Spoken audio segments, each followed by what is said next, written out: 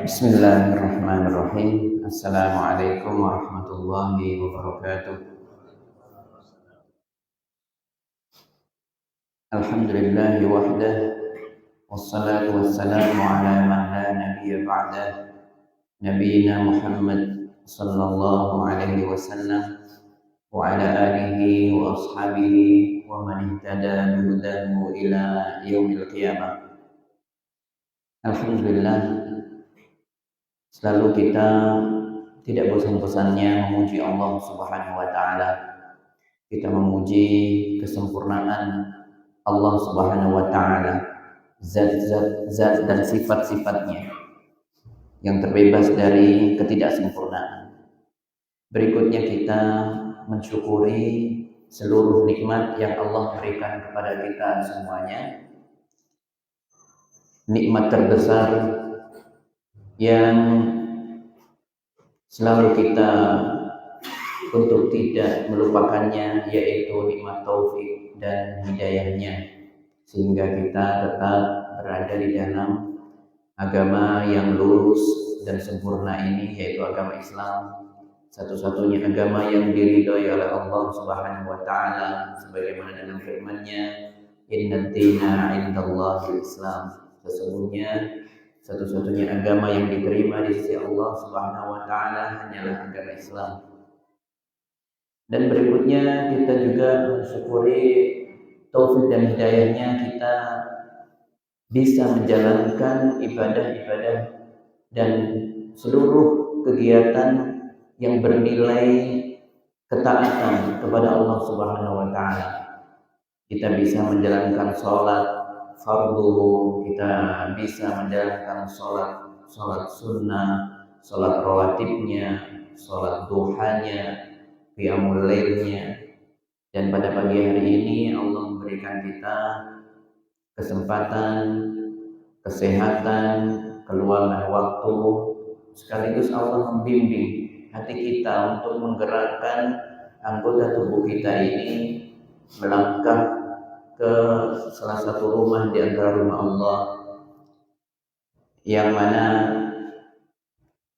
orang-orang yang datang ke rumah-rumah Allah di sana di dalamnya menuntut ilmu, bermajlis, maka Allah memberikan janji yang begitu besar, sebagaimana sabda Nabi sallallahu alaihi wasallam, "Majtama'a qaumun fi baitin min buyutillah."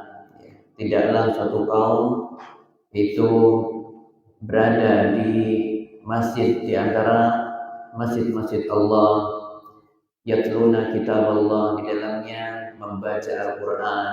Maksudnya adalah ada yang membaca, ada yang mendengarkan, ada yang memberikan tafsirannya, menjelaskan, dan juga mencoba memahami bersama. Wa yatadarasuna bainahum, dan kemudian mereka saling membicarakan tentang ayat-ayat Allah, firman-firman Allah, dan juga sabda-sabda Nabi sallallahu alaihi wasallam tentunya. Illa nazalat alaihim rahmah, kecuali Allah berikan, illa nazalat alaihim sakinah, kecuali Allah berikan kepada orang-orang yang datang itu ketenangan dalam hatinya. Wa ghasyiyatuhumur rahmah, dan juga Allah melapangkan rahmat kepadanya, memberikan rahmat yang begitu luas kepada siapa yang hadir di situ. Wa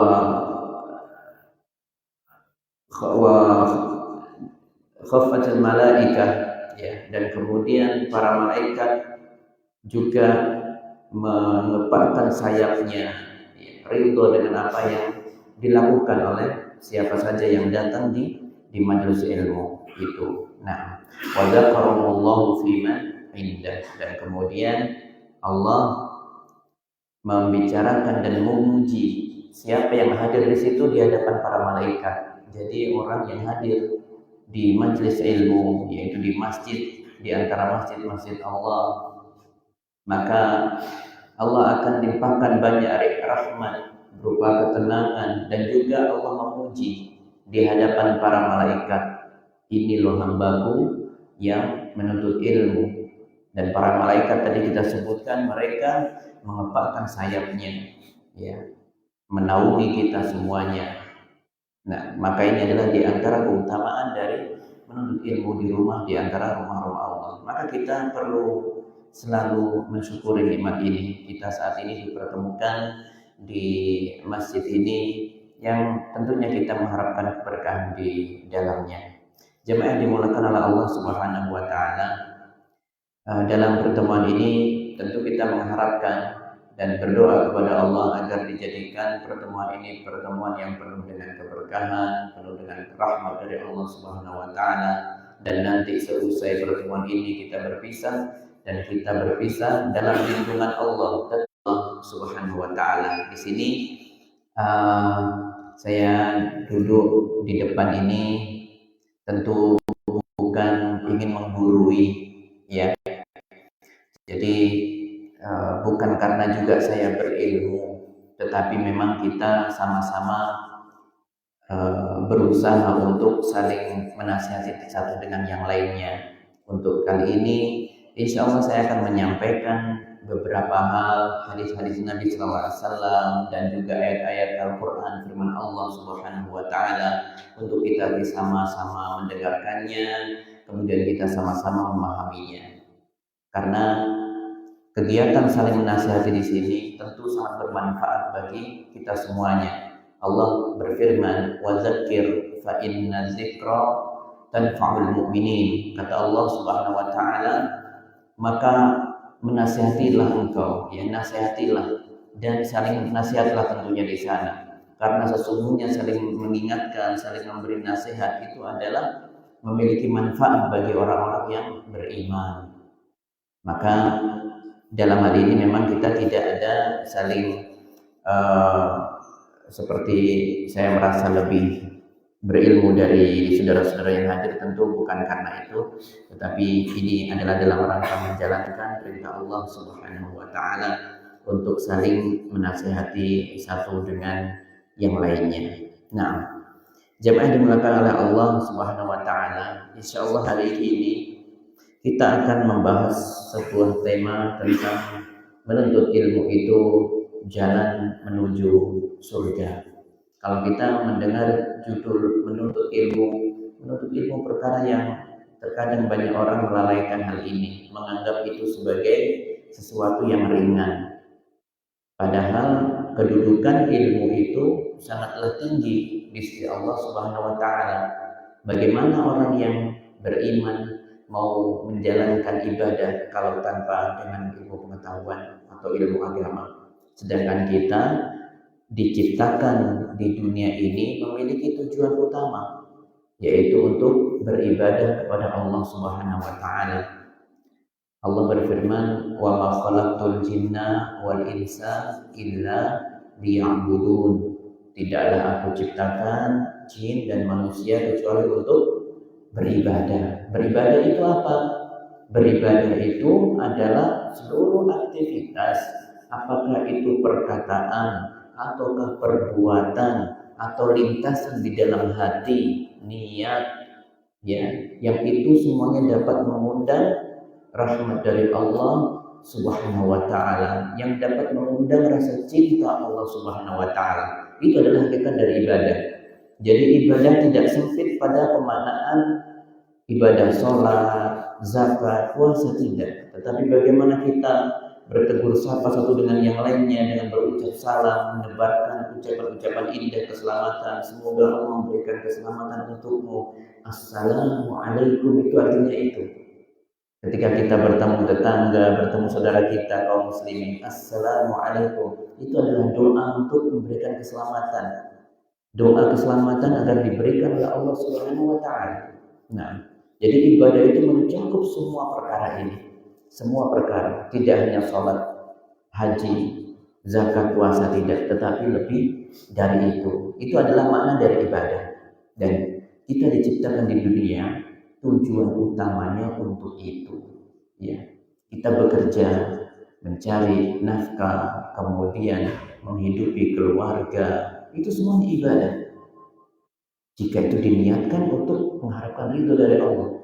Oh iya, Allah titipkan bagiku keluarga, bagiku anak-anak, maka aku harus mengemban amanah ini, yaitu dengan memberikan penghidupan kepada mereka dengan berusaha semaksimal mungkin memberikan, menyediakan makanan yang halal, ya, pendidikan yang baik, maka itu semuanya adalah ibadah. Ya, jadi mana ibadah itu sangatlah luas. Nah, seseorang bagaimana bisa melakukan peribadatan kepada Allah kalau tidak memiliki ilmu? Ya, maka ilmu adalah sebagai penopangnya. Tidak bisa orang sholat tanpa ilmu. Siapa yang mengajari? Kalau tidak ada yang mengajari, siapa yang bisa melakukan sholat? Tentu tidak bisa.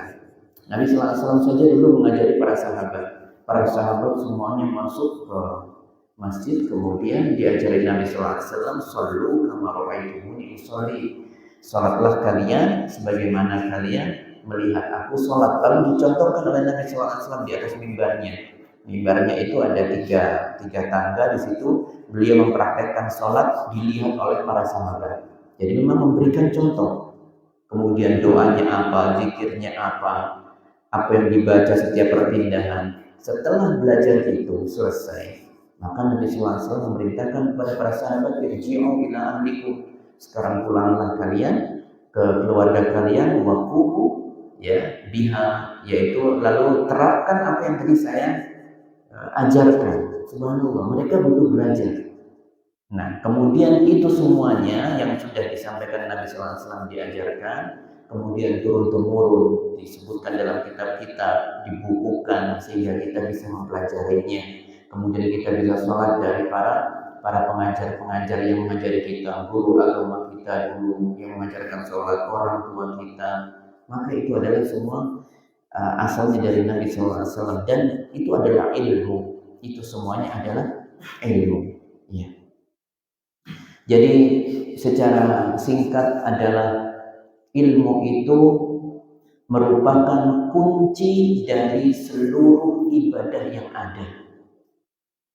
Kunci dari seluruh ibadah yang ada. Orang bisa berzakat kalau tanpa ilmu, bingung. Yang saya zakatkan apa?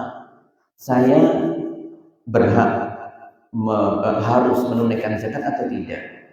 Saya ini menjadi orang yang berhak menunaikan zakat atau yang diberikan atau berhak mendapatkan zakat? Itu juga butuh pengetahuan.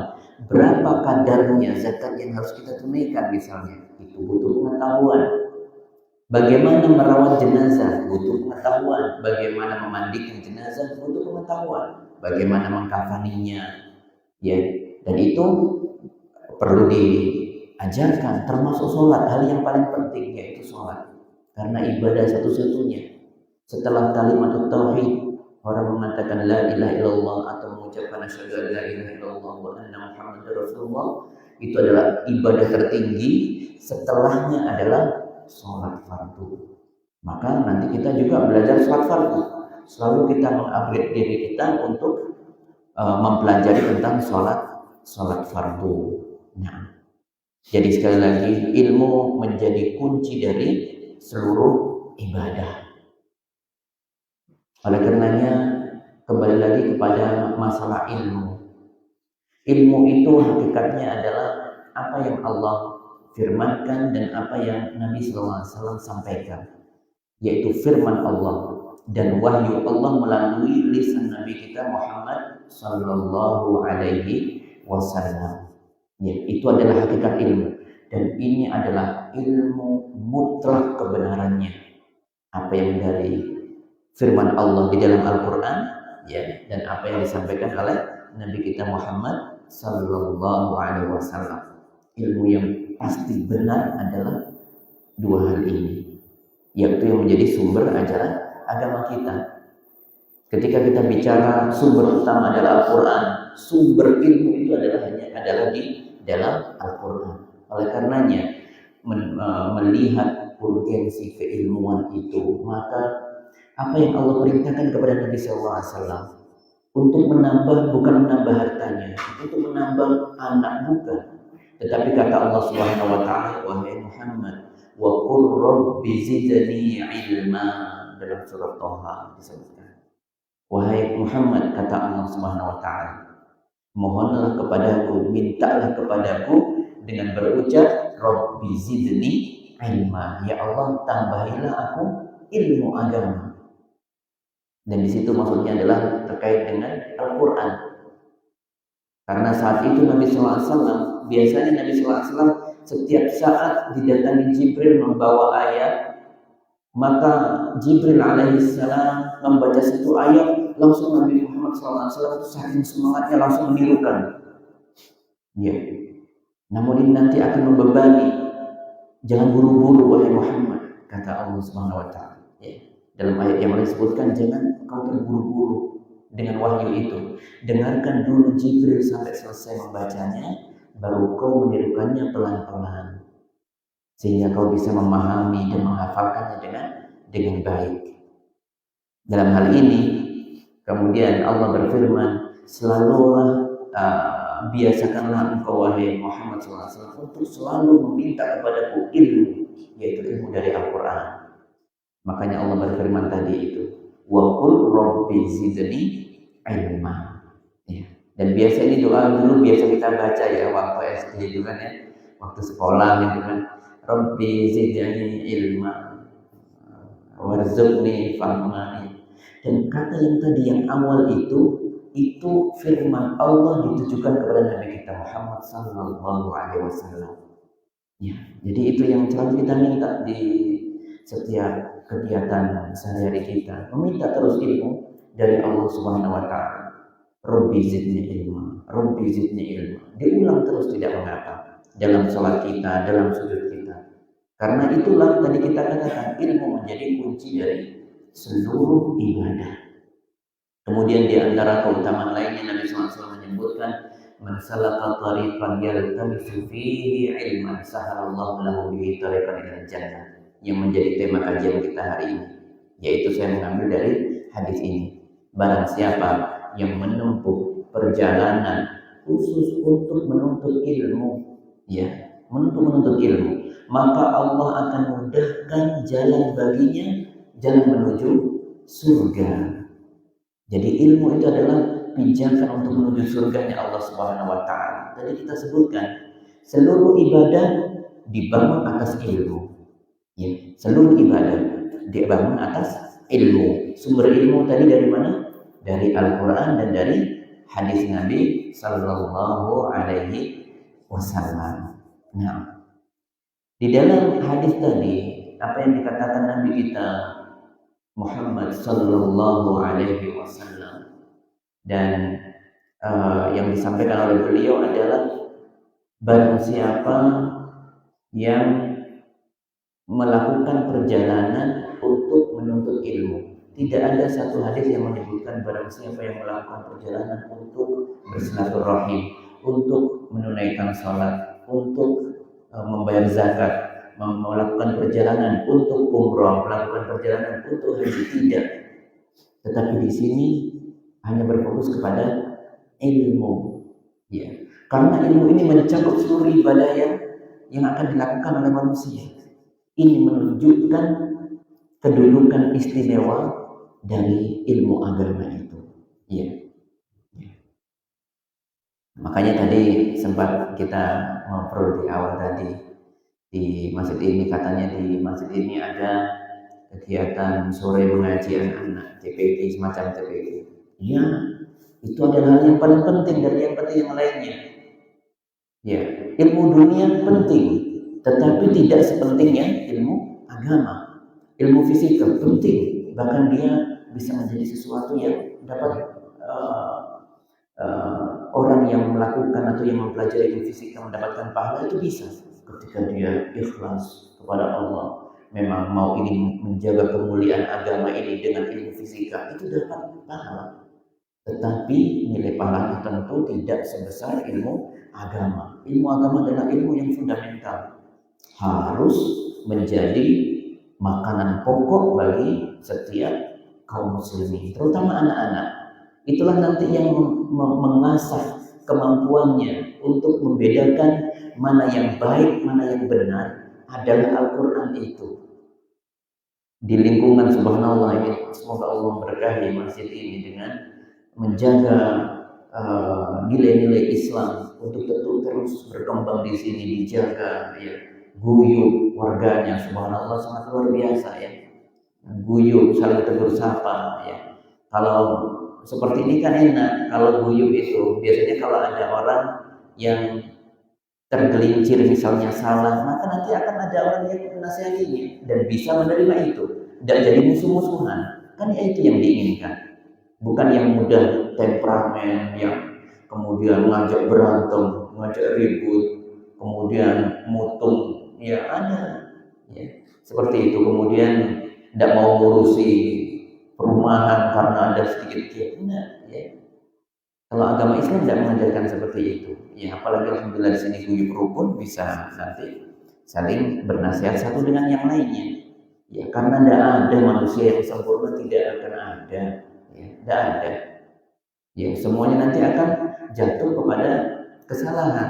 Kullu bani Adam khata'. Seluruh anak manusia itu, ya, turunan Adam itu khata', berpotensi melakukan kesalahan. Sebagaimana bapaknya dulu, nenek moyang kita siapa? Nabi Adam melakukan kesalahan dengan hikmahnya tentunya. Dengan hikmah di balik itu bahwasanya kita supaya selalu tahu diri bahwa kita tidak selamanya benar. Ya.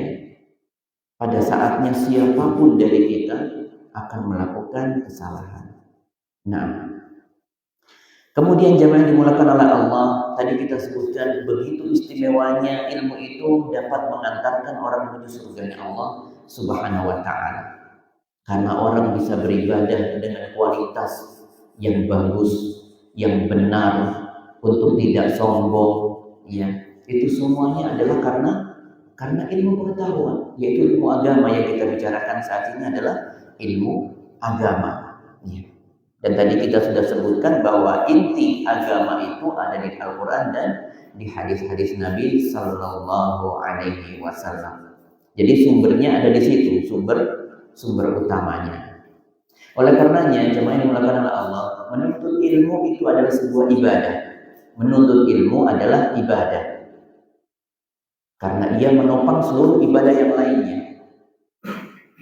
Maka orang yang menuntut ilmu nanti akan mendapatkan keberkahan, pahala itu juga bervariasi, sama dengan sholat. Waktu sholat berjamaah, kita misalnya sholat berjamaah di sini. Waktu zuhur sudah tiba, kemudian ada 3 stop di sini.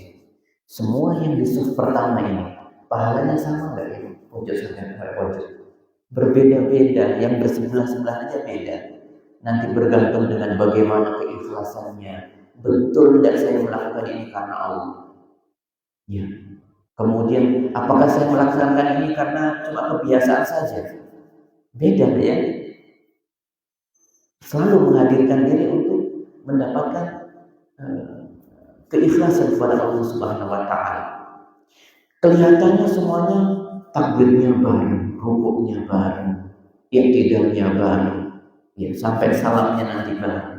Tetapi pahala dari masing-masing berbeda. Ada yang durasi menghayalnya lama, baru membaca Al-Fatihah sudah menghayal kemana-mana. Kan ada seperti itu ya. Ada yang tidak pernah disibukkan dengan membayangkan sesuatu di luar sholat. Berat ini ya, berat ya. Menghadirkan hati itu berat. Oleh karena tadi kita sebutkan berbeda-beda sesuai dengan kadar keikhlasannya. Ada orang yang dari rumah ikhlas, di jalan tergoda dengan masalah duniawi. Ada si fulan, ada bapak fulan punya jabatan, kemudian akhirnya ke sini terbersih niatan untuk mendapatkan pujian. Subhanallah.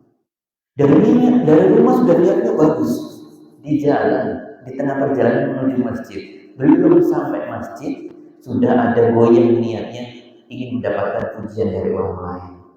Ini berat sekali.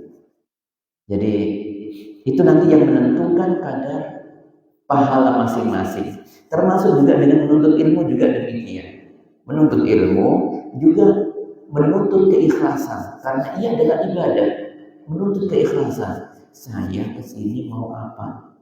Apakah hanya untuk duduk-duduk, ataukah saya ingin mendengarkan ayat Allah, mendengarkan firman Allah, mendengarkan wahyu Allah berupa hadis-hadis Nabi Sallallahu Alaihi Wasallam, atau hanya mengisi kesibukan yang saya memang lagi luang gitu aja. Itu berbeda. Beda dengan orang yang haus, saya melakukan ini karena Allah yang memerintahkan, itu beda. Ya. Nabi SAW memerintahkan loh ya kita untuk belajar, memerintahkan. Allah juga karena apa yang disampaikan Nabi SAW itu juga selalu disampaikan oleh Allah Subhanahu Wa Taala dalam Al-Quran seperti fa'lam annahu la ilaha illallah. Milikilah engkau pengetahuan, ketahuilah bahwasanya la ilaha illallah, tidak ada sesembahan yang berhak disembah kecuali Allah. Mengetahui kalimat la ilaha illallah itu butuh proses, yaitu dengan belajar. Fa'lam, ya, ketahuilah, itu maksudnya juga memiliki makna tuntutlah ilmu agar kau yakin dengan seyakin-yakinnya dengan kebenaran kalimat tauhid la ilaha illallah. Nah, itu. Kemudian Nabi SAW juga mengatakan demikian, mengatakan hal yang sama berkaitan dengan hal ini, ya. Yaitu Nabi SAW mengatakan talabul ilmi fardhatun ala kulli muslim. Menuntut ilmu itu adalah fardu wajib, bahkan disebutkan ini adalah hukumnya fardu ain, wajib untuk setiap orang muslim. Anak-anak ya itu sudah diajarkan, nanti ketika sudah masuk masa balik maka wajib dia sudah terbebani untuk menuntut ilmu agama, ya. Dan ini tidak terhenti menuntut ilmu ini sampai ajal menjemput kita nanti, ya. Jadi belajar ilmu selalu secara konsisten, continue, ya, terus menerus, tidak berhenti-henti. Nah, itu adalah hukum belajar ilmu agama, ya. Jadi ilmu terutama tentang ilmu tentang sholat itu adalah perkara yang paling wajib di situ, ya. Itu adalah hal yang paling wajib adalah mengenal itu setelah mengenal Allah Subhanahu Wa Taala, ya. Jadi kita juga perlu mengenal siapa Allah itu, sifat-sifatnya apa, seluruh sifat kesempurnaannya itu kita harus mengenalnya melalui proses belajar. Kalau kita mau pelajari ini semuanya, tidak akan habis. Waktu yang disediakan untuk kita 100 tahun, 200 tahun, tidak mungkin sekarang 200 tahun. Paling mentok-mentok sampai 60, 70, 80, atau ada yang 100, jarang yang melebihi 100. Itu ilmu agama tidak akan selesai dipelajari di situ. Ya. Kita terus menguatkan keilmuan kita dengan selalu berproses dalam belajar, ya. Kemudian jemaah yang dimulakan oleh Allah Subhanahu Wa Taala, bahwasanya berkaitan dengan menuntut ilmu, seseorang tidak akan tertarik, tidak tergerak untuk bersemangat menuntut ilmu kalau tidak mengetahui keutamaan-keutamaan dari ilmu itu. Maka kita akan menjelaskan satu persatu keutamaan ilmu itu, yang semua ini nanti akan mengantarkan kita kepada perbaikan ibadah, kualitasnya, kuantitasnya, sehingga menjadi pribadi-pribadi yang bertakwa dan berhak mendapatkan janji Allah, yaitu surganya. Dan kita semua harus meminta surganya, tidak boleh tidak meminta surganya. Jangan mengatakan, oh saya penting dicintai Allah, tidak butuh surganya. Loh, tidak bisa. Allah menjanjikan kepada kita, ya, faman zuhziha 'anil nar wa udkhilal jannah faqad faza.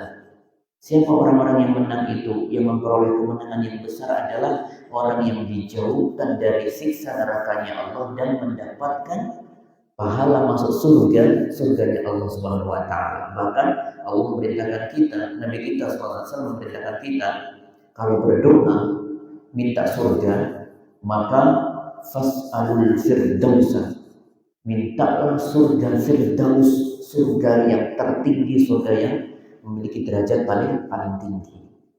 Bukankah kita di dalam salat juga dianjurkan meminta surga? Allahumma inni as'alukal jannah wa a'udzubika minan nar. Ya Allah, aku mengharapkan surgamu dan jauhkan aku dari siksa neraka. Surga itu yang kita inginkan, ya. Dan semuanya itu akan didapatkan tentunya dengan mengenal Allah dan kemudian menjalankan seluruh ibadah-ibadah yang dapat mengundang rahmat dari Allah Subhanahu wa taala. Maka kita kembali kepada apa keutamaan menuntut ilmu. Yang pertama adalah Allah meninggikan derajatnya orang-orang yang berilmu.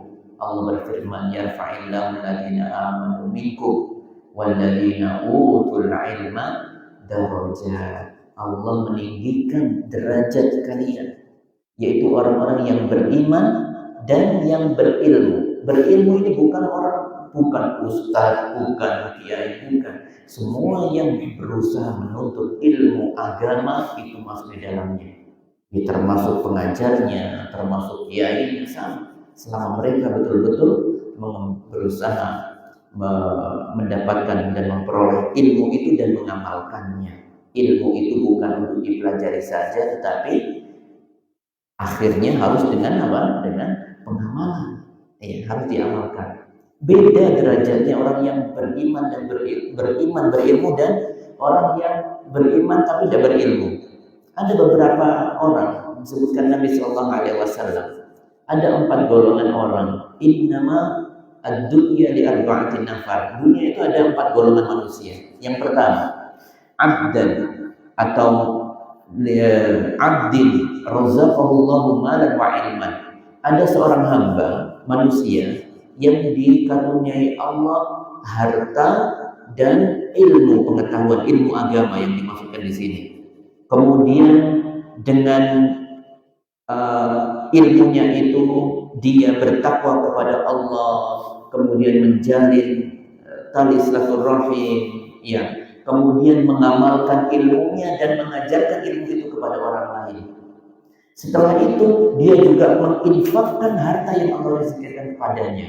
Maka apa kata Nabi SAW? Hadza afdolul manazil. Ini derajat tertinggi dari seorang hamba.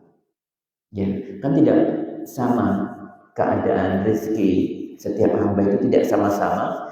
Allah melebihkan satu dengan yang lainnya tentu dengan hikmahnya. Ya. Dan semuanya punya kesempatan untuk menjadi yang terbaik. Intinya seperti itu. Tetapi di sini kita diberikan contoh, yaitu orang yang terbaik adalah ketika orang ia mendapatkan hartanya saja. Ini orang yang terbaik.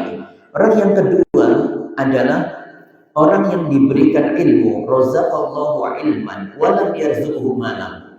Jadi dia mendapatkan ilmu dari Allah, mengenal ilmu agama, tetapi tidak diberikan harta, tidak memiliki harta yang mencukupi. Jadi bahasa kita mungkin orang tidak mampu, tetapi dia memiliki ilmu pengetahuan agama yang luas sekali. Kemudian dia berkata dalam hatinya, niat, shadiqun niyah, jujur dalam hatinya. Dia berkata, kalau seandainya saya punya harta, saya akan mensedekahkan sebagian harta saya seperti si fulan yang semangat sekali bersedekah. Maka orang ini dengan orang yang pertama tadi pahalanya sama. Subhanallah, rahmat Allah sangat tinggi, sangat luas. Orang yang tidak punya harta bisa menyaingi atau sama dengan orang yang berharta, ya, meskipun dia tidak memiliki harta, tapi dia punya niat di situ. Ajrul masawa, ya. Kedua orang ini pahalanya sama. Kemudian orang yang ketiga adalah orang yang diberikan harta, sebaliknya dari yang kedua. Orang yang diberikan harta tetapi tidak diberikan ilmu agama. Wah, ini kompleks, ini kompleks sekali ya. Sudah tidak punya harta, tidak punya ilmu agama. Maka ini adalah orang yang masuk di bi'akhbasil manazil, yaitu masuk derajat yang paling rendah dari orang muslim itu seperti itu. Orang muslim yang terendah adalah orang yang tidak mau menuntut ilmu, kemudian tidak punya harta, sudah semuanya dia tidak semangat kerja, malas, kemudian tidak mau menuntut ilmu, maka ini adalah seburuk-buruk manusia. Ya. Maka jemaah yang dimulakan oleh Allah, ini adalah di antara bentuk orang yang ada di dalam kehidupan kita. Orang yang terbaik tentu adalah yang memiliki seluruh potensi pada dirinya untuk tetap menuntut ilmu sampai kapanpun dan mengamalkan ilmunya itu, bersemangat untuk menuntut ilmu, intinya itu. Nah, berikutnya jemaah yang dimulakan oleh Allah, bahwa orang yang memiliki ilmu adalah orang yang dimuliakan oleh Allah Subhanahu wa taala. Pasti Allah memuliakannya. Di antaranya adalah Nabi Adam alaihissalam. Nabi Adam, sebagaimana dalam firman-Nya Allah, wa 'allama Adam al-asma'a kullaha tsumma 'aradahu 'ala al-mala'ikah faqala anbi'uni bi asma'i haula'i in kuntum shadiqin. Allah telah mengajarkan kepada Adam, makhluk pertama, manusia pertama di muka bumi ini, dengan berbagai ilmu oleh Allah Subhanahu wa taala. Mengenal banyak hal dikasih oleh Allah Subhanahu wa taala, dan itu sangat mudah. Bayang orang-orang gimana mereka Adam bisa mendapatkan ilmu. Oh, dia tidak punya pengalaman, tidak punya, dia orang yang pertama. Ilmu dari mana? Kalau kita mau menggunakan logika seperti itu, gampang saja. Kita manusia saja sekarang bisa memasukkan pengetahuan kepada flash disk, kepada hard disk. Ilmu banyak hal ke situ dalam satu waktu bisa. Apalagi Allah, Zat yang Maha Kuasa, Zat yang Maha Agung, yang memiliki kita, yang menciptakan kita, yang kita nanti akan kembali kepadanya. Maka jauh lebih bisa dengan itu. Menciptakan manusia saja bisa, apalagi kalau sekedar memberikan ilmu. Maka di sini Adam diberikan ilmu dengan nama-nama sekian hal, pengetahuan dan berbagai hal yang tidak dimiliki oleh malaikat dan iblis saat itu. Maka kemudian kata Allah, sampaikan kepadaku, kata Allah, coba sebutkan nama-nama atau pengetahuan yang sudah aku berikan kepada Adam itu. Kalau kalian menganggap kalian itu orang yang paling atau makhluk yang paling berpengetahuan misalnya, maka coba sampaikan apa yang kau ketahui tentang ilmu yang aku turunkan kepada Nabi Adam. Maka mereka mengatakan, qalu subhanaka la ilma lana illa ma 'allamtana. Para malaikat mengatakan, Maha suci Engkau ya Allah, kami sungguh tidak punya pengetahuan kecuali apa yang Kau berikan kepada kami. Innaka antal alimul hakim, sesungguhnya Engkau Maha mengetahui dan Maha bijaksana. Kemudian dalam ayat berikutnya, qala ya Adam anbi'hum bi asma'ihim. Kemudian Adam diperintahkan oleh Allah, wahai Adam, sampaikan itu pengetahuan yang sudah aku berikan kepadamu itu kepada para malaikat ini. Falamma amba'ahum bi asma'ihim qala alam aqul lakum inni a'lamu ghaibas samawati wal ardh wa a'lamu ma tubduna wa ma kuntum taktumun. Ketika Adam menjelaskan semua pengetahuannya kepada para malaikat, maka kemudian Allah mengatakan kepada para malaikat, sudah aku katakan, aku mengetahui seluruh hal-hal yang penuh dengan kerahasiaan, rahasia langit dan bumi, aku tahu semuanya dengan detail, kata Allah. Dan aku sungguh mengetahui apa yang kau sembunyikan dan yang kau tampakkan. Berarti di sini Nabi Adam diberikan kelebihan ilmu oleh Allah Subhanahu wa taala yang tidak dimiliki oleh makhluk-makhluk agung yang berupa para malaikat alaihissalam. Apa kemudian Allah memerintahkan para malaikat dan iblis. Iblis itu dulu jin, dia adalah abul jin, nenek moyangnya jin, pembesarnya jin. Dulu terkenal paling bertakwa, yaitu jin paling bertakwa itu adalah iblis selama puluhan ribu tahun. Kemudian makanya disandingkan dengan sejajar dengan malaikat, jadi penghuni langit. Maka kemudian Allah memerintahkan kepada jin dan kepada para malaikat, wa in qulna lil malaikati isjudu li adama fasajadu illa iblis. Karena Adam memiliki pengetahuan itu, Allah perintahkan kepada jin, kepada para malaikat dan iblis, usjudu li Adam, sujudlah kepada Adam. Sujud di sini adalah sujud apa? Sujud penghormatan, bukan sujud ibadah. Sama seperti kita sujud menghadap kemana kalau kita sholat? Ke kiblat. Kiblat itu arahnya ke Masjidil Haram. Kalau kita sholat di Masjidil Haram, maka kiblatnya kita adalah apa? Bentuk kotak itu Ka'bah. Ka'bah itu adalah kiblat kita. Kita bukan menyembah Ka'bah, bukan. Tapi Allah perintahkan kita untuk menghadap ke arah Ka'bah. Seperti itu. Sama dengan ini. Para malaikat dan iblis diperintahkan untuk bersujud, bukan sujud menyembah Adam, tetapi sujud penghormatan. Kau mau mengikuti perintahku apa hendak itu? Ya, kan Allah yang perintahkan. Ya, jadi bukan menyembah ini. Tapi bahasan kita adalah Adam dimuliakan karena memiliki ilmu. Ya. Kemudian demikian juga dengan Nabi Musa alaihissalam. Sering kita mendengar cerita Nabi Musa dengan Nabi siapa satunya? Nabi Khidir atau Nabi Khadir. Ada yang menyebutkan Khidir, ada Khadir. Dua-duanya sama, ya. Di dalam suatu hari Nabi Musa itu nabinya siapa itu? Kaum Bani Israel, ya, kaum Bani Israel. Jadi kaum Bani Israel itu adalah umatnya Nabi Musa alaihissalam. Suatu hari Nabi Musa itu pernah berkhutbah, ya, pernah berkhutbah di di hadapan orang-orang Bani Israel dengan mengatakan, Ayun nasi a'lam, siapa orang yang paling banyak pengetahuannya? Itu ketika Nabi Musa berkhutbah selesai, karena Nabi Musa berkhutbah itu dengan retorika yang bagus sekali, subhanallah. Membawa khutbahnya, ceramahnya itu sangat menggetarkan kaumnya Bani Israel, sangat membuat mereka takjub dengan khutbahnya dan ceramahnya Nabi Musa. Maka setelah khutbah, orang-orang Bani Israel sebagian dari mereka bertanya, wahai Musa, wahai Nabi Musa, ayun nasi a'lam, siapa manusia yang paling berpengetahuan, yang paling luas cakrawala pengetahuannya? Maka kata Nabi Musa tanpa ada kesombongan di situ, ya, ia mengatakan ana. Tidak ada niatan sama sekali untuk bersombong, cuma memang ia menyebutkan karena melihat keadaannya, orang yang paling berhak saat itu menyampaikan ilmu agama adalah Nabi Musa, karena dia ditunjuk sebagai nabi. Jadi ini yang menyampaikan kebenaran, bukan dengan sombong. Akulah orang yang paling pintar, tidak.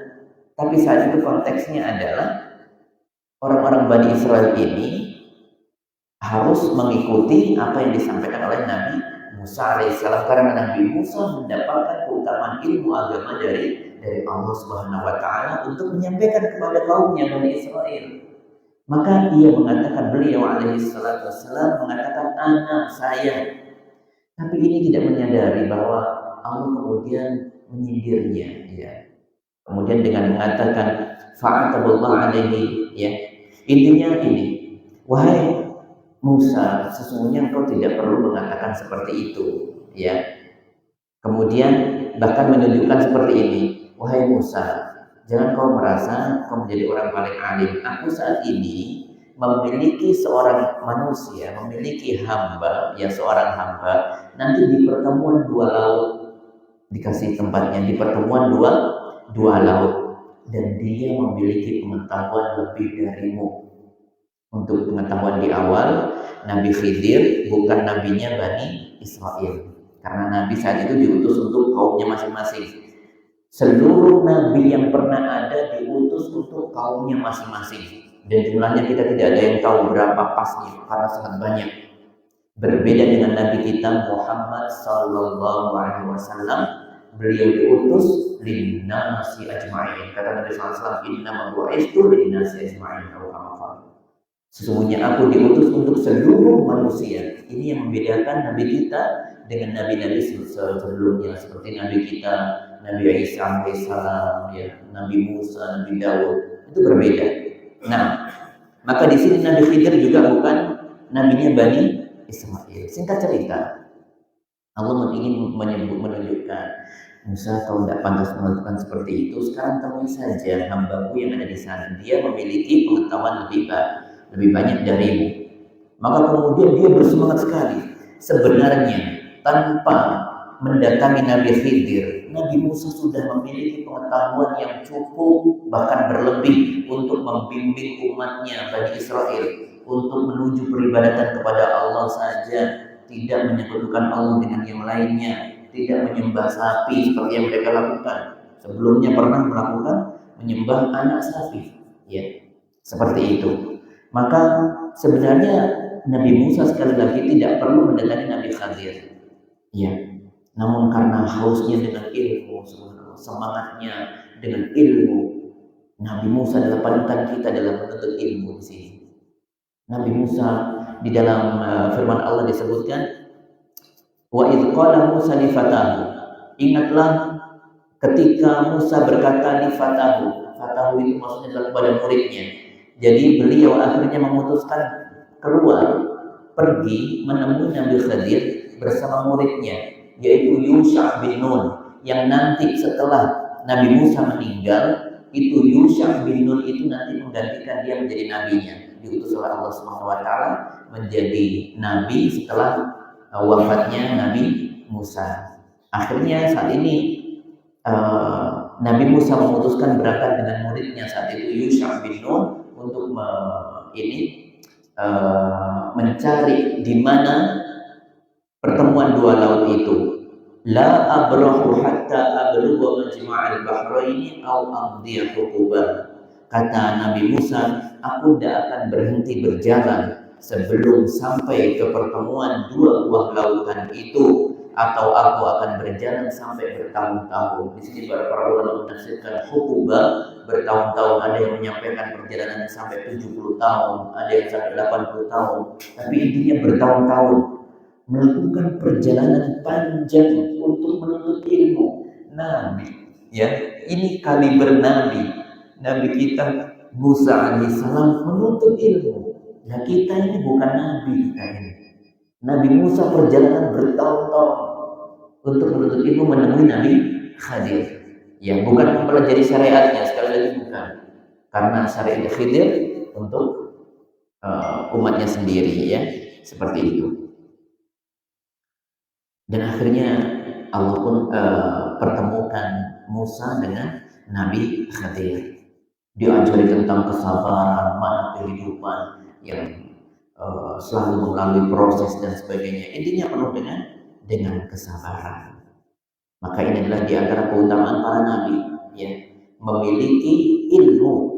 Yang membedakan para nabi dengan manusia yang lain adalah ilmu agama.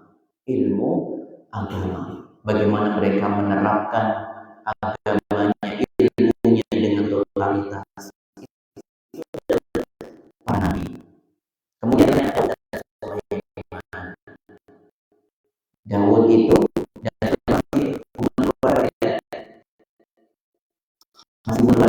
Daud itu adalah bapaknya Nabi Sulaiman. Nah, jadi Nabi Daud adalah ayah dari atau bapak dari Nabi Sulaiman. Allah memuji kedua hamba ini. Ya, Allah menyebutkan walaqad ataina Dawuda wa Sulaimana ilma. Kata Allah Subhanahu wa taala, kami sungguh telah memberikan kepada Daud dan Sulaiman itu ilmu. Waqala, dan mereka pun berkata, alhamdulillahilladzi faddalana ala katsirin min ibadihi mu'minin. Segala puji bagi Allah yang telah memuliakan kami, ya, dari orang-orang kaum mukminin yang lainnya dari hamba-hamba Allah. Yang membedakan apa? Yaitu dengan ilmu. Karena Nabi Sulaiman pernah berhukum, ya, dimintai fatwa ketika suatu hari ada di dalam firman Allah disebutkan kisah tentang sebuah ladangnya suatu kaum itu pada malam hari dihancurkan oleh kambing atau gembalaan seorang peternak. Pagi-pagi ketahuan, oh ini kambingnya si fulan. Akhirnya bagaimana? Ya sudah, sekarang begini saja, kambing itu kan bisa menghasilkan susu itu. Maka kata Nabi Sulaiman di situ, ini wahai pemilik ladang, kau nanti ambil kambingnya yang menghancurkan ladangmu itu, ambil manfaat susunya sampai nanti semua tumbuh-tumbuhan di ladang, tanaman di ladang ini tumbuh kembali. Baru setelah itu kembalikan kambing ini kepadanya. Sangat adil di situ, ya, sangat adil.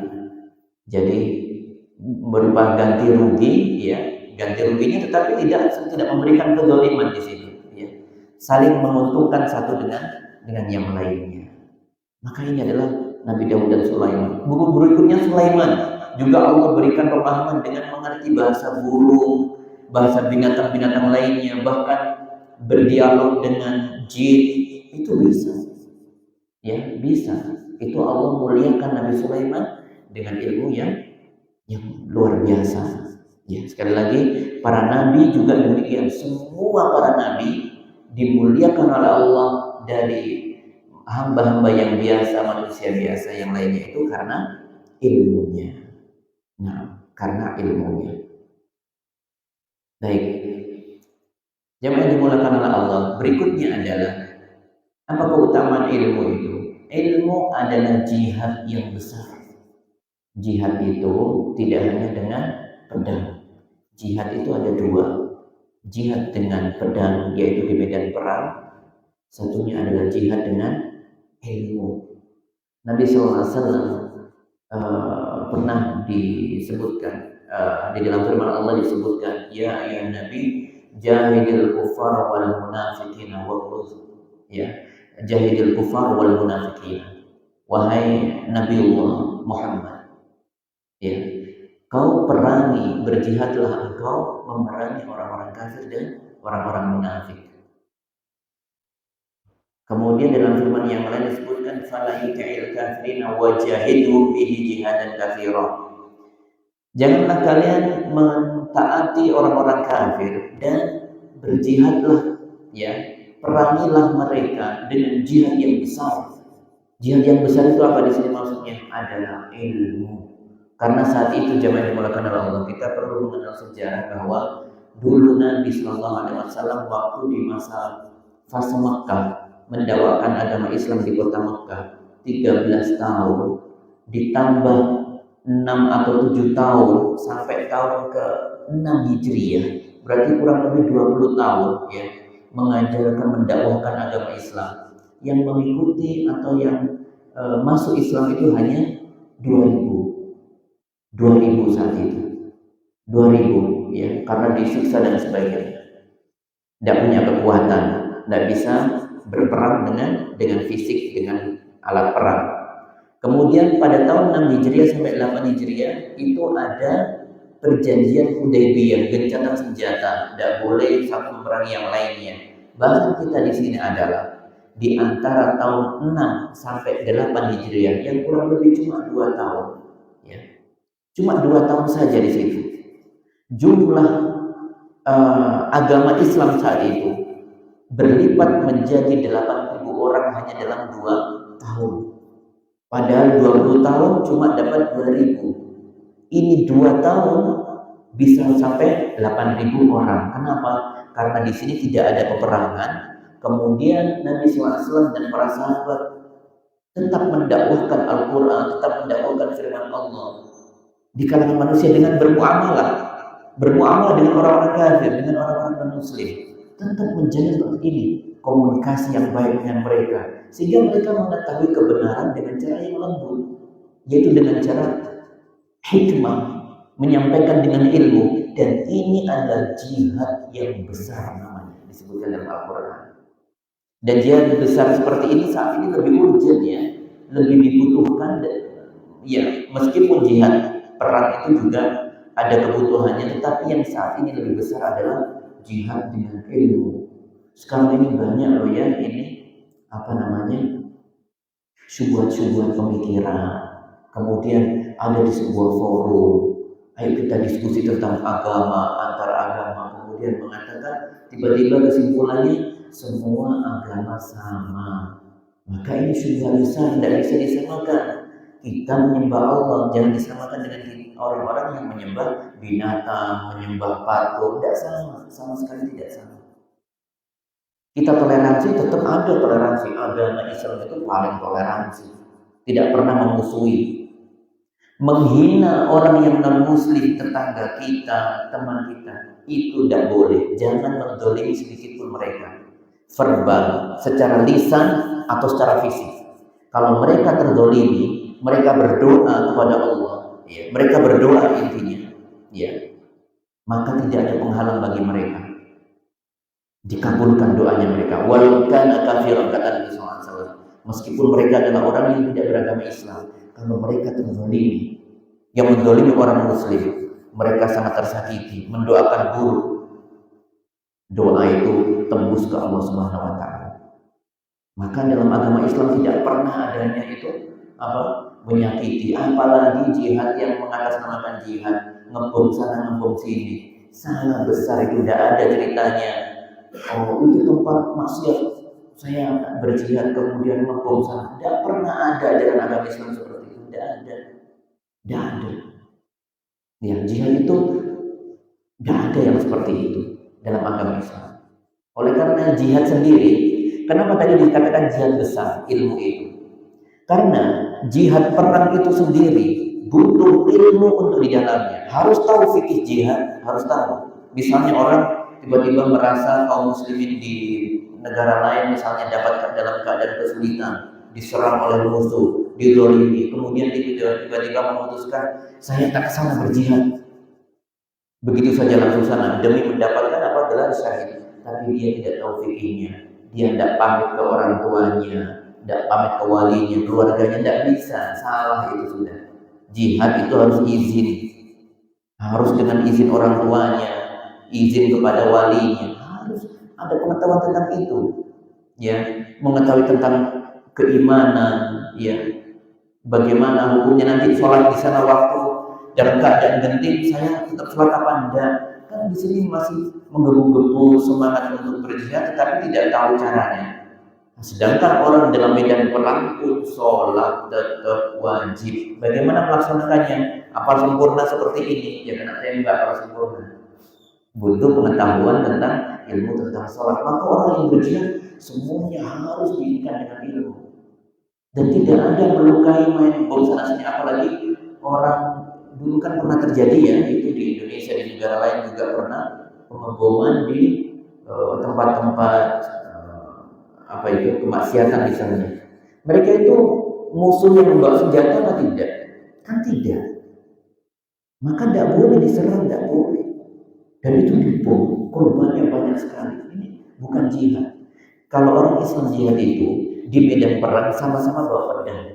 Kalau mereka menyerah tidak boleh dibunuh. Mereka bersyahadat tidak boleh dibunuh. Itu syaratnya banyak. Untuk membunuh orang itu tidak mudah dalam agama Islam. Semuanya butuh ilmu.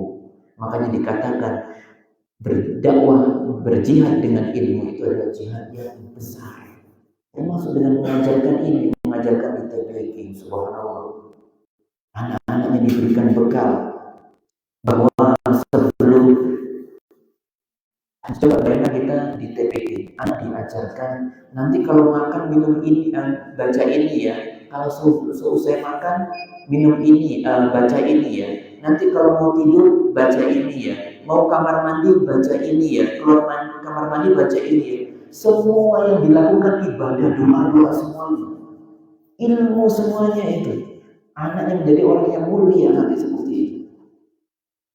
Mendidik generasi emas seperti itu.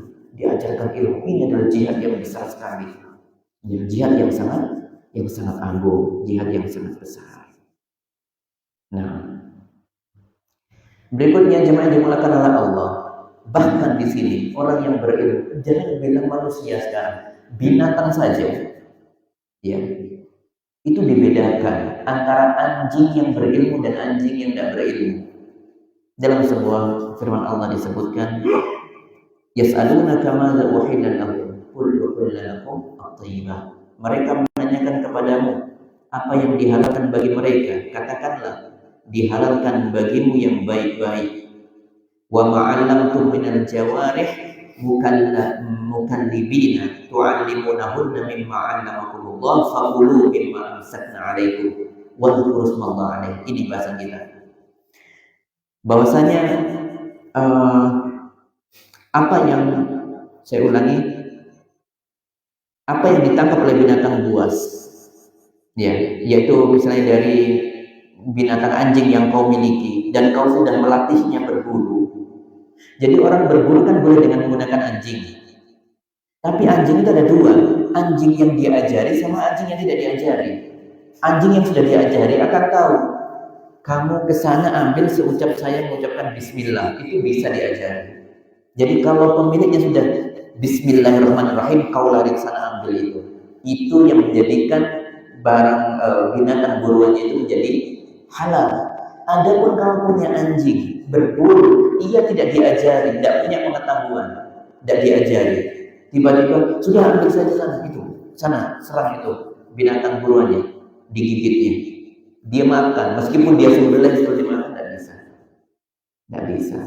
Apalagi buruan, ya, tidak bisa. Yang membedakan tadi antara anjing yang berpengetahuan sama anjing yang tidak itu ternyata memberikan dampak binatang buruannya bisa menjadi halal, bisa menjadi haram. Ini binatang saja mendapatkan keutamaan, subhanallah, ya. Luar biasa di sini. Nah, berikutnya keutamaan ilmu, sedikit lagi waktunya insya Allah. Keutamaan ilmu yang lainnya adalah Nabi SAW mengibaratkan orang yang senantiasa menuntut ilmu dan berilmu memiliki keutamaan seperti bulan purnama daripada bintang-bintang yang ada di sekitarnya. Wa inna fadlal alim 'ala al-'abid ka fadlil qamar lailatal badri 'ala sa'iril kawakib, kata Nabi sallallahu alaihi wasallam. Sesungguhnya keutamaan orang yang menuntut ilmu, para penuntut ilmu, karena semua kita adalah penuntut ilmu sampai ajal menjemput kita nanti, selalu kita mengupgrade ilmu agama kita, selalu belajar terus, ya. Dan itu keutamaan orang yang alim daripada orang ahli ibadah yang tidak berilmu. Kita bicara perbandingan dua hal yang sama-sama baik sebenarnya, ya. Dua-duanya ada kebaikan, tetapi mana yang lebih baik? Antara orang yang berilmu ibadahnya tapi tidak sebanyak orang ahli ibadah. Adapun orang ahli ibadah ini sehari-harinya isinya ibadah tetapi ilmunya sangat sedikit. Mana yang lebih baik? Maka kata Nabi SAW, yang lebih baik adalah yang berilmu banyak tetapi ibadahnya tidak sebanyak orang ahli ibadah. Perumpamanya seperti al-qamar, bulan Lailatul Badri, bulan yang bundar itu kelihatan menyinari ketika di bulan purnama kan utuh, kemudian memberikan manfaat kepada makhluk di muka bumi ini, bisa tahu jalan, ya, gelapnya malam bisa diterangi, ya. Beda dengan abid, ahli ibadah itu bumbunya seperti jumlah bintang-bintang banyak, tetapi mereka menyinari untuk dirinya sendiri, tidak memberikan manfaat untuk yang lainnya. Ya kan, untuk hiasan saja di sana, di langit sebagai hiasan. Beda dengan bulan sebagai hiasan juga bermanfaat untuk menjadi penerang di gelapnya malam. Itu bulan purnama. Ya, karena orang alim juga seperti itu. Dia menyinari orang-orang di sekitarnya. Dia bisa dimintai nasihatnya. Oh, saya ada problematika seperti ini, apa yang harus saya lakukan? Fatwanya ditunggu. Kemudian gimana seperti dulu? Kan sempat ramai dulu waktu COVID itu. Kita sholatnya berjarak pandang. Kan tidak boleh. Oh, itu ribut semuanya itu. Butuh siapa di situ? Butuh seorang alim, ahli ibadah. Biasanya berangkat aja wes gitu. Padahal saat itu ada urgen, ada penghalang, yaitu yang mengatakan kan pemerintah, dan kita harus tunduk dengan pemerintah. Pemerintah mengatakan misalnya tidak boleh ke masjid karena kondisi darurat. Ini karena kondisi, pemerintah bukan melarang karena kepentingan tertentu, bukan, tetapi karena ada kondisi yang mencekam saat itu, ya, yang darurat. Maka orang-orang ahli abid biasanya yang tidak memiliki pengetahuan, mereka akan memaksakan. Pokok aja ke masjid saja, seperti itu. Ya. Yang dituntut di sini seperti sosok alim di sini, supaya tidak terjadi kegaduhan, yang bisa menenangkan, ya kan, seperti itu. Itu butuh seperti itu. Alim itu sangat perlu. Kalau ada, oh ya nanti masalah penyembelihan kurban nanti di mana misalnya, kemudian prosesnya bagaimana, otomatis seperti ini kira-kira nanti terlihat oleh sapi yang lainnya enggak, misalnya. Kalau kita menyembelih binatang sesembelihan, itu kan adabnya tidak boleh dilihat oleh yang sapi lainnya. Apalagi soulmate-nya, bestie-nya, teman baiknya kan gitu. Saya, ini kan si Fulan yang aku biasa jalan kemana-mana sama dia misalnya. Kemudian dia disembelih, kan sakit hati itu dia. Nangis dia itu. Ya, harus tahu adab-adab seperti itu. Itu semuanya butuh pengetahuan agama. Ya, butuh pengetahuan agama. Dan tadi diucapkan, alim itu orang yang berilmu seperti bulan purnama. Dan di sini ada hal yang tersirat. Seorang yang sudah memiliki pengetahuan misalnya tidak boleh bersombong. Kenapa? Karena bulan itu tidak memiliki cahaya sendiri, tapi dia menjadi bermanfaat karena cahaya dari sumber yang lain, yaitu matahari. Pun demikian, orang yang berilmu bisa mulia itu bukan karena sosoknya yang memiliki IQ yang tinggi, sukses misalnya, bukan. Tetapi ada yang menyinarinya, yaitu ilmu dari Allah Subhanahu wa Ta'ala. Maka penuntut ilmu tidak ada kata sombong, tidak boleh. Kalau ada orang tanya apa, didengarkan dulu, jangan kemudian langsung dibantah dan sebagainya.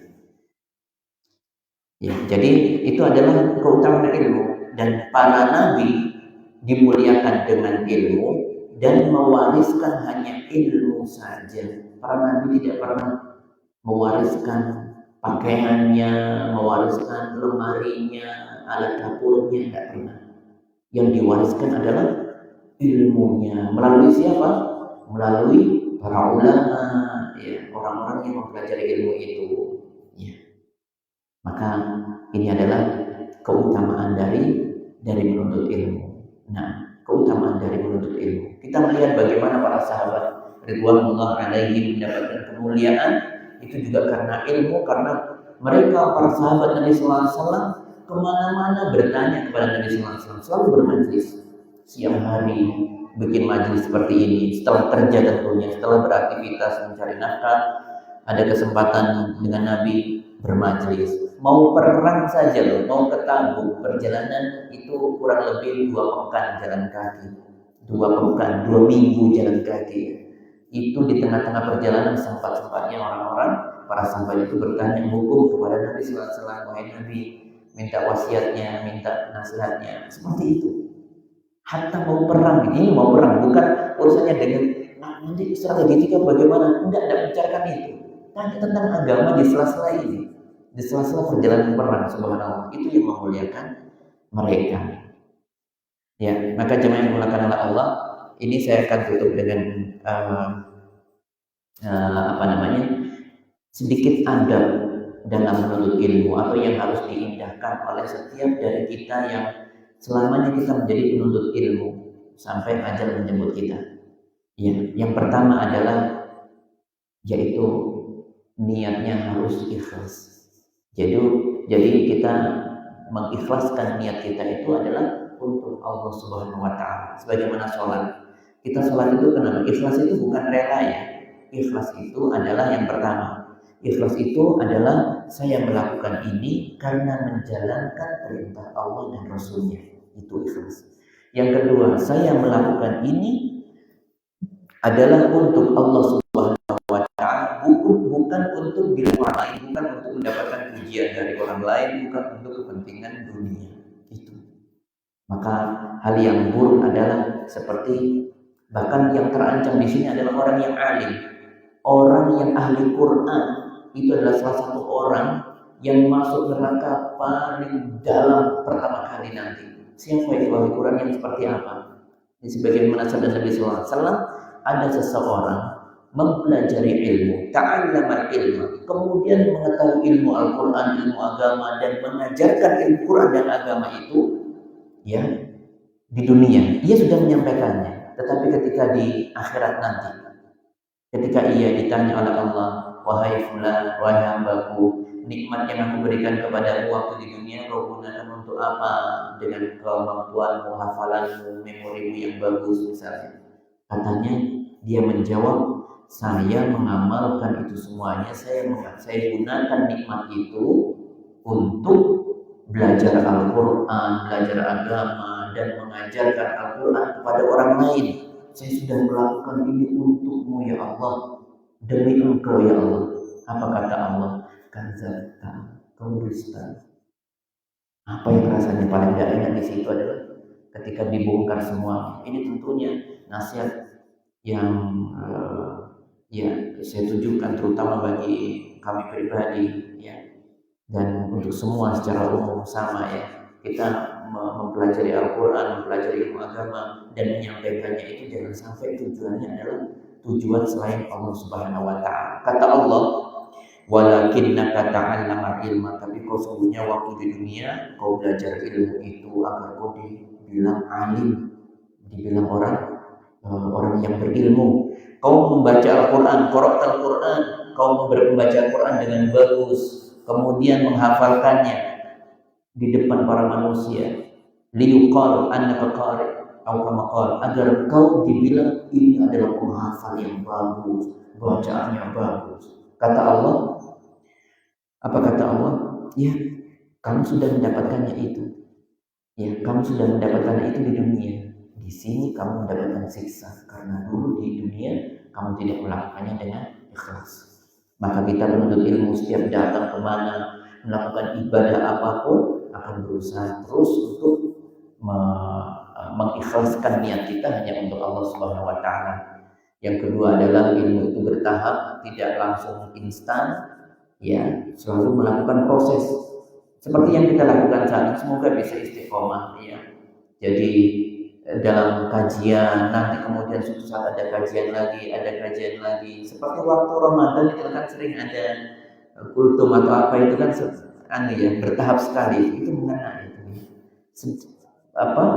tidak banyak tetapi konsisten, ya, istiqomah itu adalah hal yang baik. Nah, jadi mungkin itu dulu yang bisa kita bahas hari ini karena waktunya sudah habis, ya, sudah mendekati siang. Semoga ini bisa mencukupkan pada diri kita bahwa hadis yang mulia tadi kita sebutkan, man salaka thariqan yaltamisu fihi ilman sahalallahu lahu bihi thariqan ilal jannah. Tentu ini kita imani. Orang yang menempuh perjalanan untuk menuntut ilmu, maka akan dimudahkan untuknya pintu menuju surga.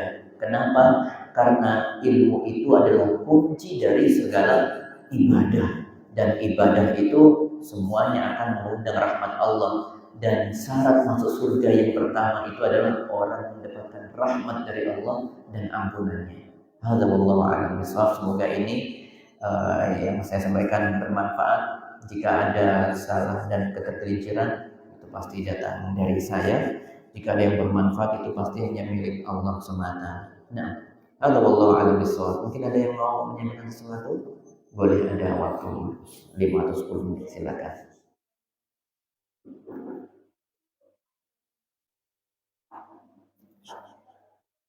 Ya. Ada pertanyaan atau damai-damai saja? Oh, damai ya, alhamdulillah. Apa bahasanya? Peace. Damai, peace. Ya, alhamdulillah ya. Alhamdulillah.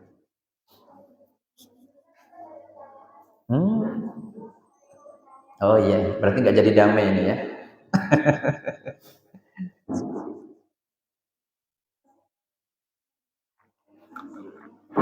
Ya, Fadl mau pakai kertas tidak apa-apa, saya sambil nyeruput kopi ini. Ya.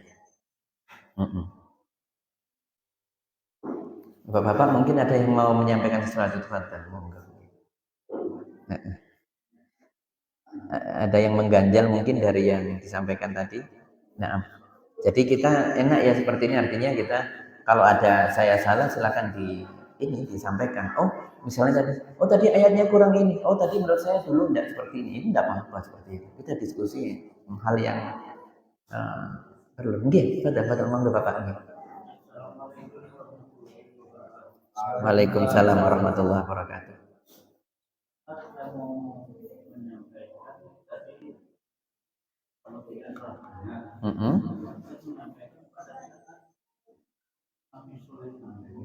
Nggih.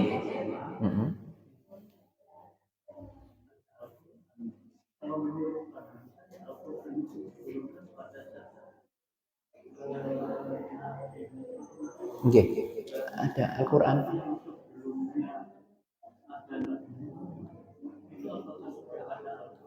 Gimana? Apa saya tadi mengatakan ada Al-Quran di Nabi Sulaiman? Di dalam Al-Quran, maaf, yang saya sampaikan tadi, di dalam Al-Quran disampaikan bahwa Allah memuji Nabi Dawud dan Nabi Sulaiman. Itu disebutkan di dalam Al-Quran. Betul seperti itu. Jadi memang Al-Quran itu menjelaskan tentang nabi-nabi sebelumnya. Itu adalah hal yang betul. Jadi tentang Nabi Musa, ya, dan Nabi Sulaiman itu adalah di antara nabinya Bani Israel, ya, di antaranya Nabi Bani Israel. Jadi seperti itu. Jadi memang Al-Quran menceritakan banyak nabi, bahkan nabi pertama bukan Rasul ya, yaitu Nabi Adam alaihissalam, itu nabi pertama. Adapun Rasul pertama adalah Nabi Nuh alaihissalam. Disebutkan ada surat Nuh. Jadi Al-Quran menjelaskan banyak pelajaran dari para nabi sebelumnya dan menyebutkan nama-namanya satu persatu.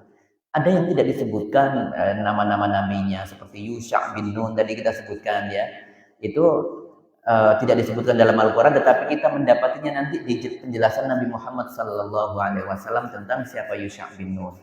Jadi tentang orang-orang Bani Israel itu yang lama sekali didakwahi oleh Nabi Musa dan Harun, ya kan, Musa sama kakaknya Harun, ya, itu yang mendakwahkan. Kemudian ketika setelah masa-masa ini mereka menyembah ini, Musa waktu mendapatkan Taurat itu pamitnya itu 30 hari, tetapi kemudian tidak pulang-pulang sampai 40 hari.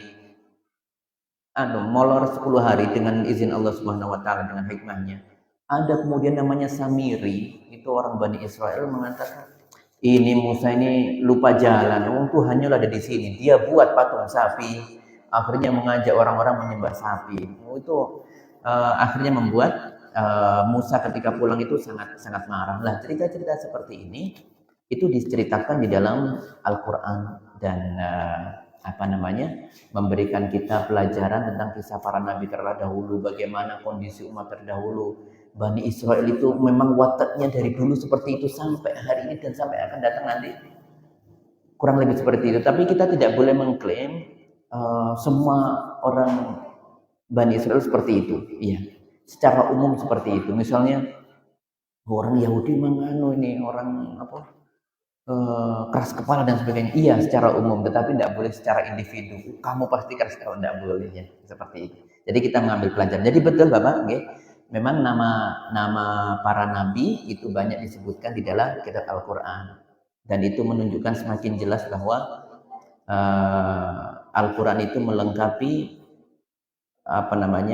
ajaran Nabi Muhammad SAW itu sebagai pelengkap dan penyempurna dari ajaran para nabi sebelumnya, termasuk Al-Quran sebagai kitab yang terakhir yang tidak boleh ada kitab lain selain kitab Al-Quran untuk dipelajari, ya. Dan kita harus mengimani tentang apa yang di dalam Al-Quran. Walladzina amanu bima unzila ilaika wa ma unzila min qablik wa bil akhirati hum yuqinun. Dan orang yang beriman itu adalah orang yang beriman terhadap apa yang diturunkan kepada Muhammad, yaitu Al-Quran. Dan juga mengimani bahwa sebelum-sebelumnya ada kitab-kitab sebelumnya, ada Injil, ada Zabur, ada Taurat.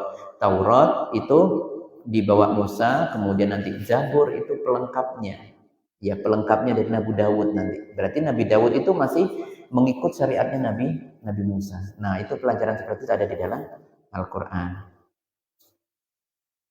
Bagaimana cara mengirim doa yang berbeda agama? Seperti apa ini?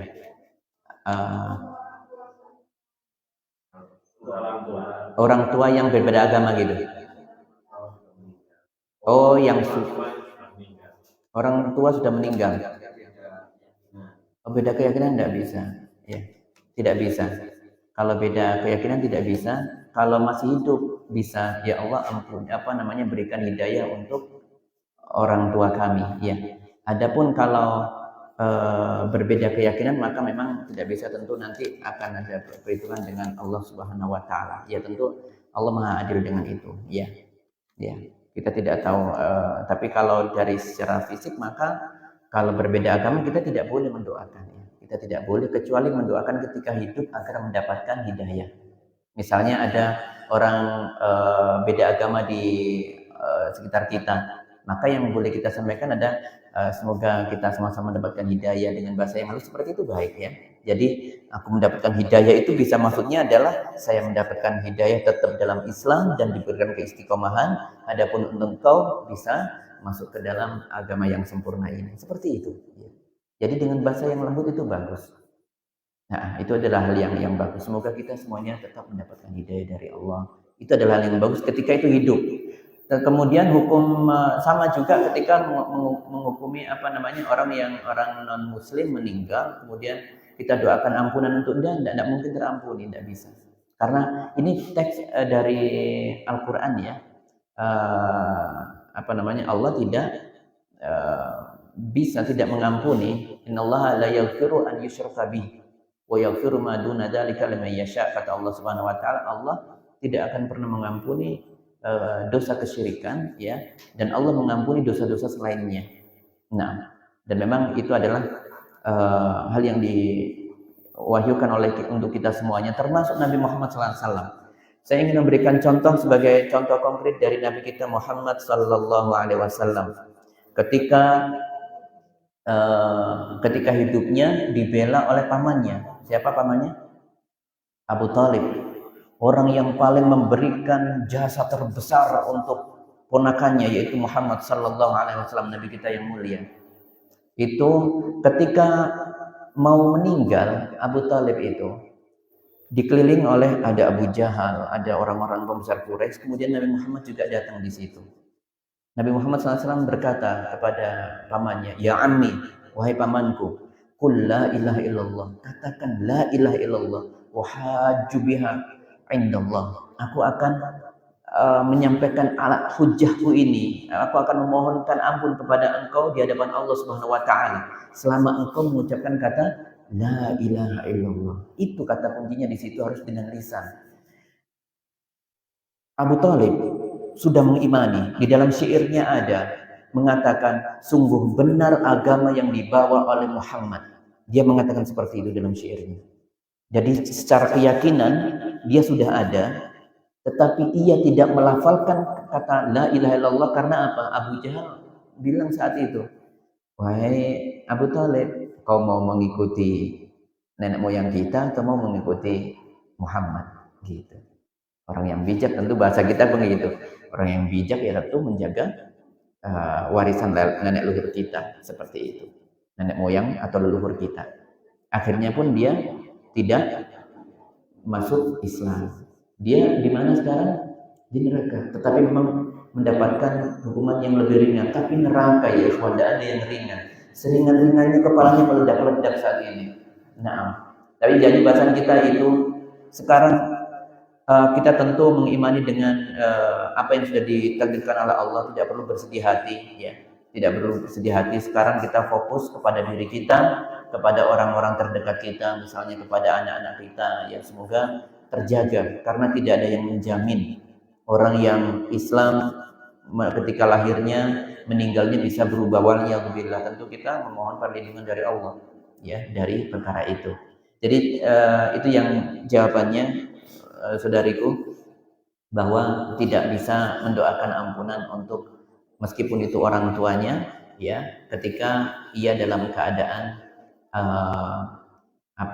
tidak dalam keadaan Islam. Berbeda kalau dia diketahui pernah bersyahadat, berbeda. Pernah saja. Seperti Raja Najasyi. Pernah dengar Raja Najasyi? Raja Najasyi itu adalah di Habasyah, di daerah mana Habasyah itu?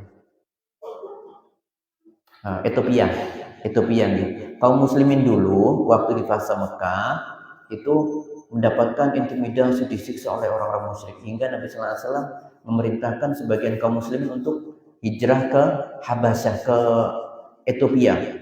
Di sana adalah negeri Nasrani saat itu. Negara orang-orang Nasrani.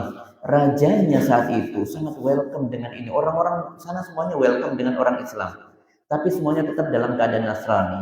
Yang enggak itu adalah rajanya yang disebut dengan Najash. Najash itu ternyata masuk Islam. Yang tahu itu adalah Nabi Muhammad SAW.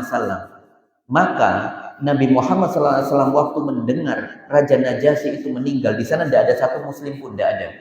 Akhirnya Nabi Muhammad SAW mensolatkan dengan sholat goib. Itu sejarahnya sholat goib. Karena Nabi SAW tahu dia sudah masuk dalam keadaan Islam, maka disolati. Adapun kalau tidak, maka tidak boleh disolati, didoakan tidak boleh, kecuali waktu hidup. Hadza wallahu a'lam bishawab. Ini yang jawabannya. Nah, ada lagi ibu-ibu? Okay. Alhamdulillah. Sampun? Sudah damai? Oke. Okay. Peace.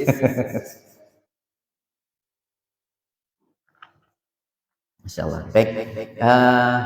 Ya sebagaimana kebiasaan Nabi SAW, jadi dan para sahabat tentunya, kalau kita seusai bermajlis maka tentu kita tutup dengan doa, dan doa itu adalah doa ampunan, karena memang di dalam doa yang kita sebut dengan kafaratul majlis itu di dalamnya adalah permohonan ampun untuk saya, untuk kami, kemudian untuk panjenengan semua. Kan mesti ada mungkin ada yang tersalahkan, kemudian dalam hatinya mungkin ada sesuatu yang tidak baik, itu bisa terjadi. Nah, maka sebagai tradisi yang warisan dari Nabi kita Muhammad SAW, maka kita mengikuti itu, menutup setiap majelis itu dengan memohon ampun kepada Allah dengan membaca kafaratul majlis. Subhanakallahumma bihamdika asyhadu an la ilaha illa anta astaghfiruka wa atubu ilaik. Assalamualaikum warahmatullahi wabarakatuh.